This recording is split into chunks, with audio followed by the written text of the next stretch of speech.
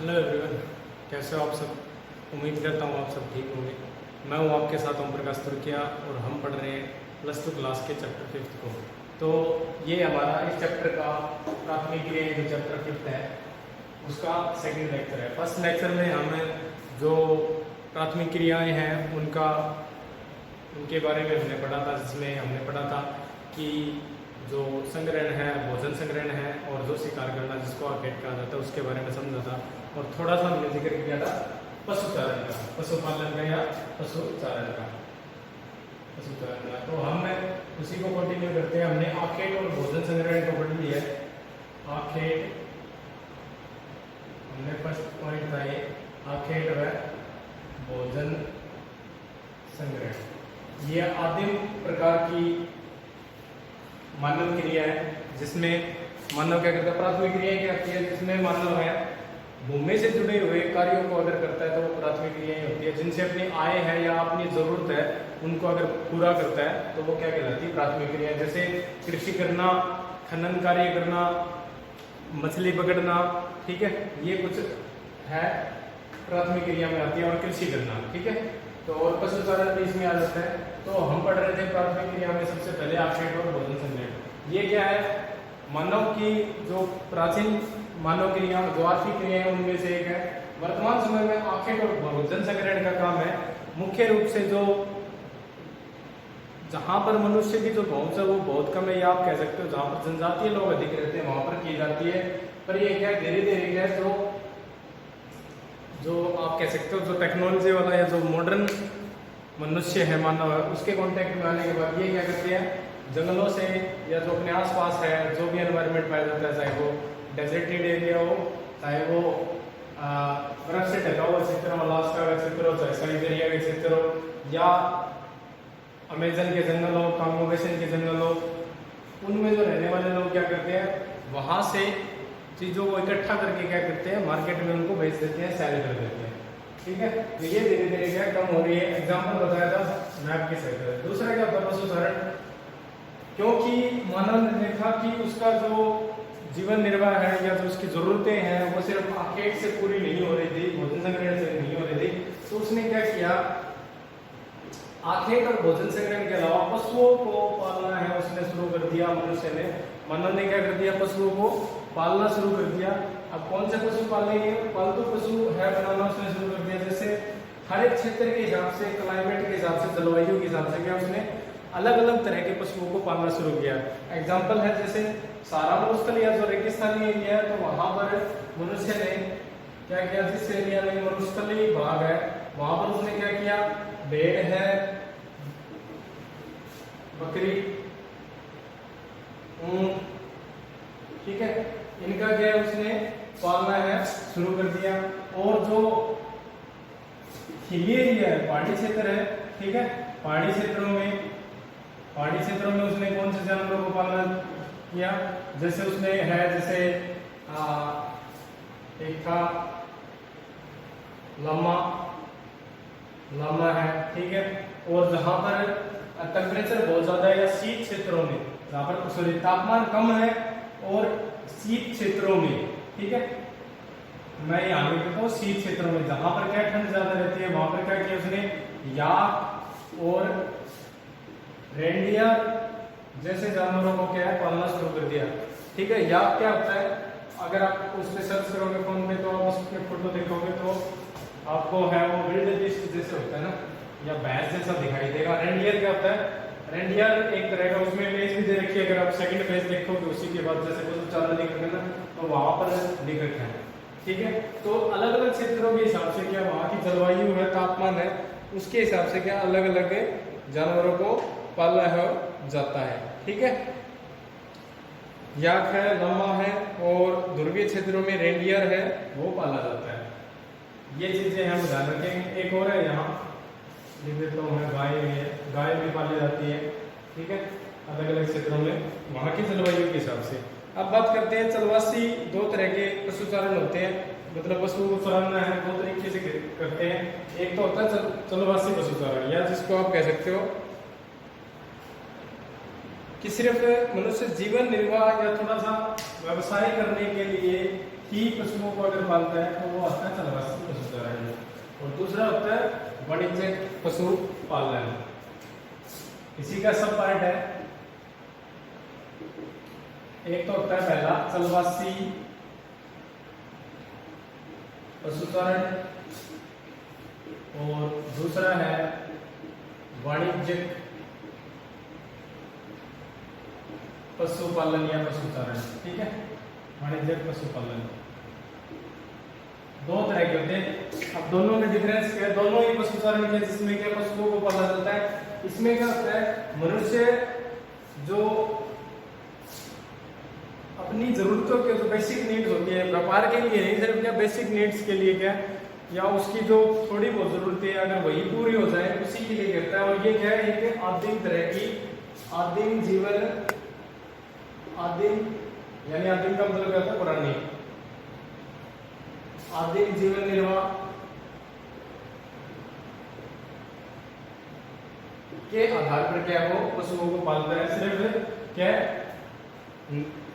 व्यवसाय करने के लिए। इसमें करता क्या क्या वो, जिससे मतलब जो अपने पशु होते हैं उनसे क्या क्या इकट्ठे करेगा, मतलब अपने भोजन है, अपने अपने कपड़े हैं, ठीक है, अपने भोजन है, अपने कपड़े हैं, अपने घर की जरूरतें, आवास की जरूरतें हैं, अपने लिए क्या यातायात है, औजार है, इन चीजों पर क्या निर्भर होता है, इन चीजों को लेकर वो चलता है। और इनसे प्राप्त क्या होते हैं, ठीक, इनसे क्या है प्राप्त क्या होते हैं पशुओं से। पशुओं से जैसे आपने देखा होगा, पशुओं से क्या है, दूध है, दूध है, मांस, ऊन, भेड़ों वगैरह से, ठीक है, मांस, और इसके अलावा चमड़ा, ठीक है, ये क्या उनसे क्या है, ये चीजें हैं मुख्य रूप से उनसे मिलती हैं पशुओं से। ठीक है, दूध है, मांस है, ऊन है और चमड़ा, ठीक है, ये चीजें क्या उनसे प्राप्त होती हैं। और इनसे क्या करता है, वो अपनी जरूरतों को पूरा करता है।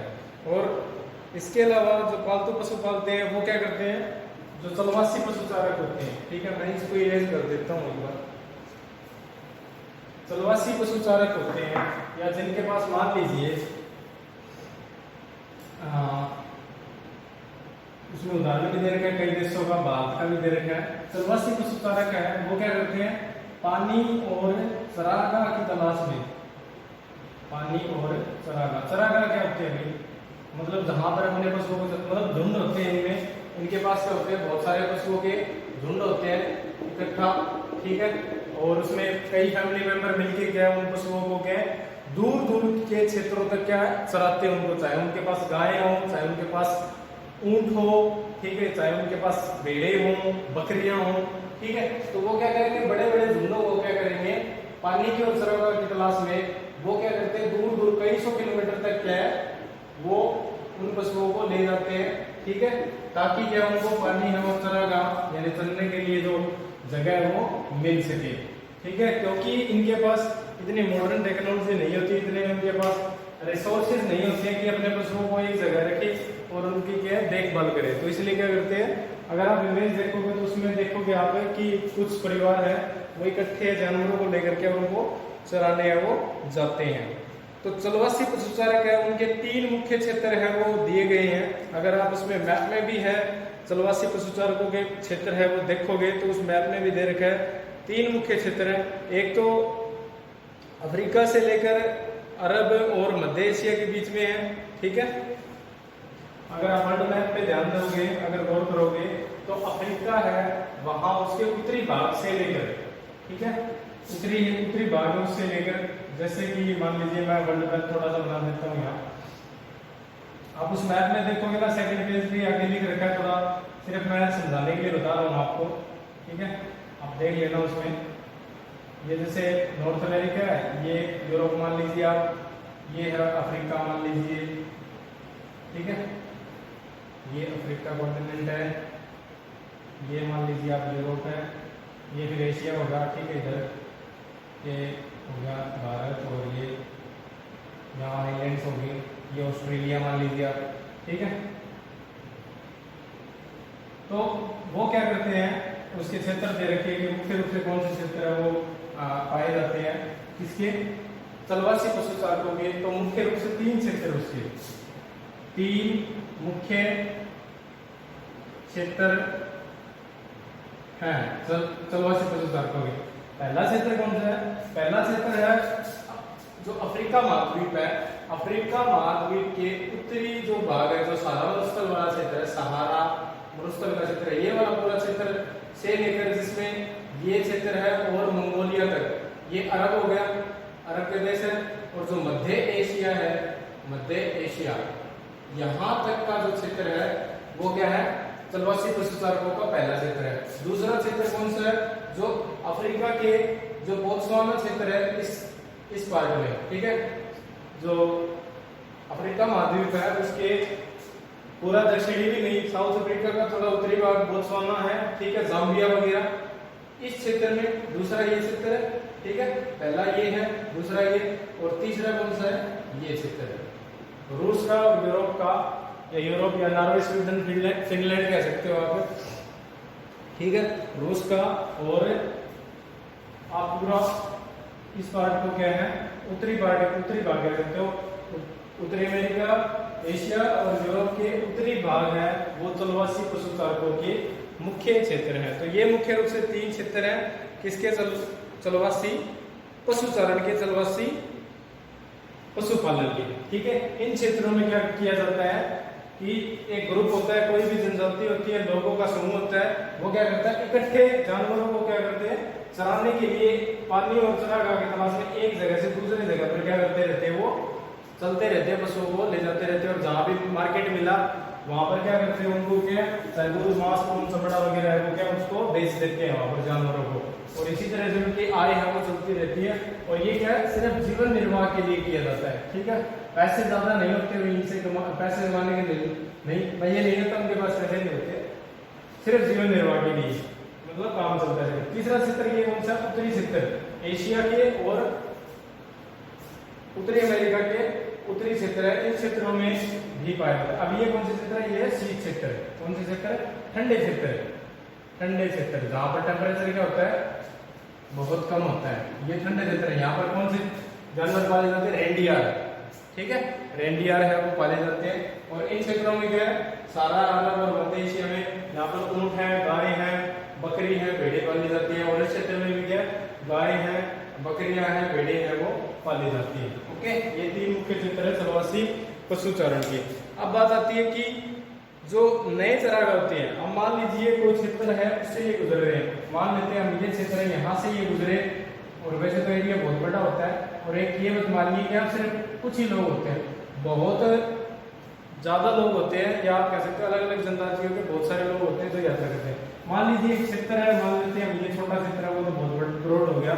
मान लीजिए ये क्षेत्र है, यहाँ से कोई चरवाहा है, वो उसका समूह चला अपनी भेड़ों को लेकर के, वो इस रास्ते पर यहाँ तक पहुँचते हैं, तो उनको क्या कई दिन है, कई महीने वो लग जाते हैं यहाँ तक पहुँचते, और वो क्या चराकर पशुओं को यहाँ तक आते रहते हैं। फिर क्या कोई दूसरा रास्ता बना करके वापस ऐसे जाते हैं वो, ठीक है। तो क्या होता है? रास्ते में जितने भी उनको क्या है चरागाह वो मिली, उनसे क्या है वो अपने पशुओं को चलाते हैं, और लंबी दूरियां है वो तय करते हैं। तो भारत के बारे में लिख रखा है यहाँ कि आपको पता होगा कि मान लीजिए पर्वतीय क्षेत्र है, कोई भी पर्वतीय क्षेत्र है, या भारत का एग्जाम्पल मान लेते हैं हम कि भारत के जो जम्मू कश्मीर है, हिमाचल है, उत्तराखंड है, उन क्षेत्रों में क्या जब गर्मियाँ होती है तो वहाँ पर बर्फ है, बहुत सारे क्षेत्रों में क्या पिघल जाती है, या जैसे अभी जैसे मौसम चल रहा है तो गर्मी में क्या वहाँ पर बर्फ पिघल जाती है। अब बर्फ पिघलेगी तो क्या होगा? घास है वो या जो चरागाह है वो क्या अच्छे से बन पाएंगी, ठीक है, अच्छे से क्या पनप जाएंगे। और ऊपरी क्षेत्रों में उत्तराखंड, हिमाचल प्रदेश और जम्मू कश्मीर के ऊपरी क्षेत्रों में जहाँ पर टेम्परेचर सर्दियों में क्या होता है? ज्यादा हो जाता है, तो यहाँ पर लिख रखा है जिसको बोला जाता है, यहाँ मैं बता देता हूँ आपको, इसमें डेफिनेशन दी है, मैं आपको पढ़ा रहे थे एक बार।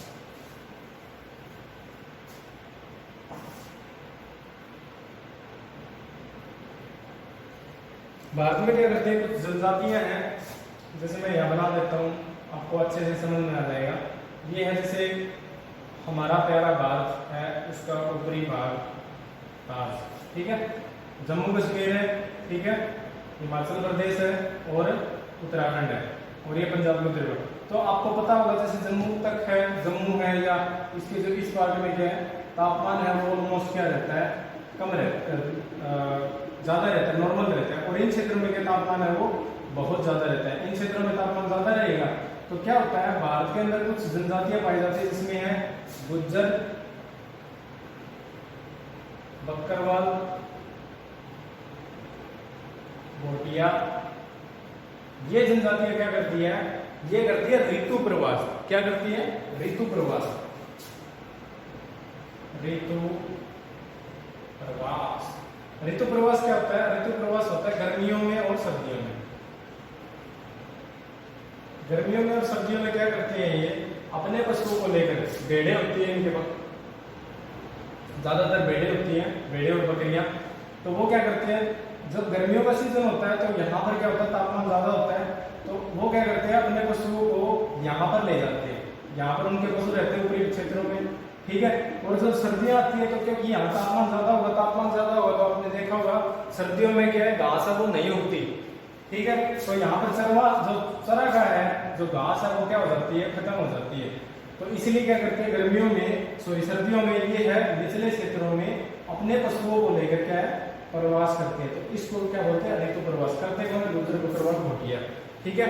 उम्मीद करता हूँ समझ में आ गया होगा आपको कि ऋतु प्रवास क्या होता है, कि जब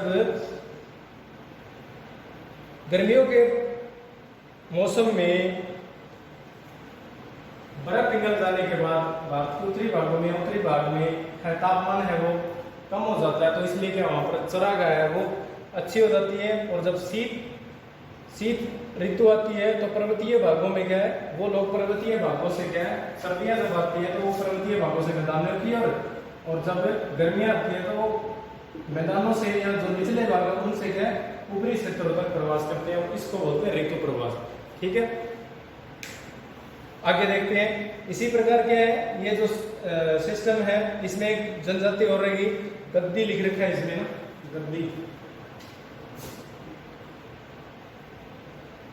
गद्दी जनजाति है जो भारत के उत्तरी हिमालय क्षेत्र है, पर्वतीय क्षेत्र है, वहां पर क्या करती है, ऋतु प्रवास करते हैं। और इसमें बहुत सारे समूह होते हैं चरवाहों के, वो प्रवास करते हैं।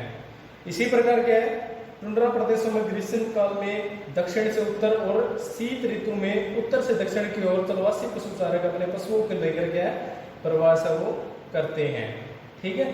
कैसे, जैसे इन क्षेत्रों में बात करते हैं, इन क्षेत्रों में यहाँ भी चलवासी पशुचारक है, मैं लिख देता हूँ सर यहाँ।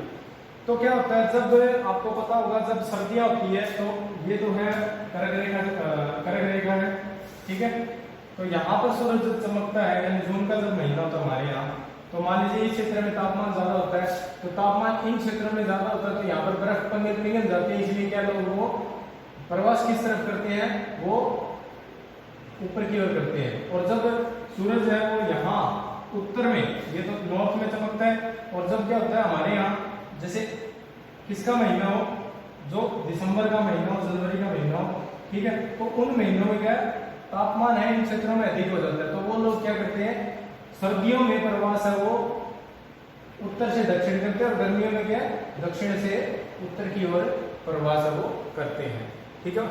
ये है किसका, टुंड्रा प्रदेश होगा, इसको टुंड्रा प्रदेश बोलते हैं, ठंडे क्षेत्र टुंड्रा प्रदेश बोलते हैं। यहाँ पर साल के लगभग महीनों में क्या होता है, तापमान है वो कम रहता है, ठीक है।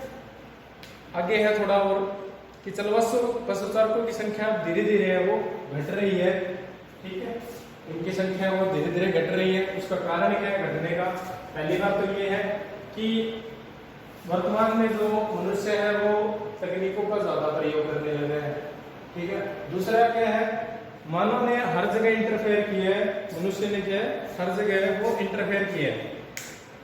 इसलिए क्या है, पहला तो ये है कि मान लीजिए वो प्रवास कर रहे हैं, यहाँ से उनको यहाँ जाना है, तो उसके बीच में बहुत सारे देश आ जाएंगे, तो देश के जब बाउंड्री होगी वहां पर क्या वो प्रवास कर पाएंगे, नहीं कर पाएंगे। एग्जाम्पल है, मान लीजिए गुज्जर बकरवाल है, उसी तरह अगर मान लीजिए प्रवास करने वाले हैं, क्या धुआं पाकिस्तान की तरफ से चरवाहे क्या भारत में आ सकते हैं, भारत से पाकिस्तान जा सकते हैं, नहीं जा सकते।